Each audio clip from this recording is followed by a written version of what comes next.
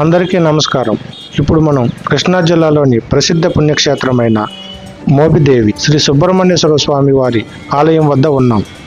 ఇక్కడ సంతానం, నాగదోష నివారణ, స్వామివారి అనుగ్రహం కోసం వేలాది మంది భక్తులు ఇక్కడికి వస్తూ ఉంటారు. రద్దీ రోజుల్లో చాలామంది భక్తులు రాత్రి ఇక్కడే బస చేసి ఉదయాన్నే స్వామివారిని దర్శించుకుంటూ ఉంటారు.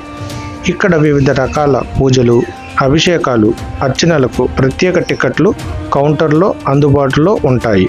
అలాగే క్యూఆర్ కోడ్ స్కాన్ చేసి లేదా అధికారిక వెబ్సైట్ ద్వారా కూడా సేవలను ముందుగానే బుక్ చేసుకునే సౌకర్యం ఉంది.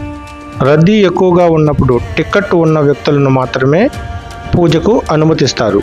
రద్దీ తక్కువగా ఉంటే పరిస్థితులను బట్టి కుటుంబ సభ్యుల్లోని మరొకరిని కూడా అనుమతించే అవకాశం ఉంటుంది. ఇక్కడి భక్తుల విశ్వాసం ప్రకారం స్వామివారు సర్పరూపంలో భక్తులకు దర్శనమిచ్చి తన దివ్య సాన్నిధ్యాన్ని తెలియజేస్తారని చెబుతారు.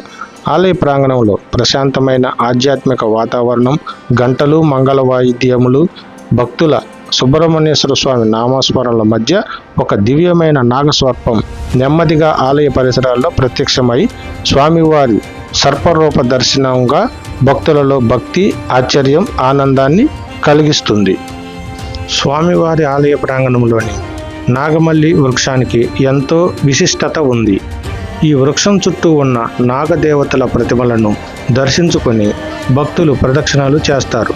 తమ కోరికలను నెరవేర్చమని కోరుతూ ముడుపులు కట్టి మొక్కుకుంటారు. ఇలా భక్తి శ్రద్ధలతో ముడుపులు కడితే తమ కోరిక నెరవేరుతుందని భక్తులు విశ్వసిస్తారు. స్వామివారి దివ్య దర్శనం భక్తులకు అపారమైన ఆధ్యాత్మిక ప్రశాంతతను, విశ్వాసాన్ని అందిస్తుంది. ఇలాంటి మరిన్ని ఆలయ విశేషాల కోసం మన జీవీఎస్ ఛానల్ను సబ్స్క్రైబ్ చేయండి. ధన్యవాదాలు.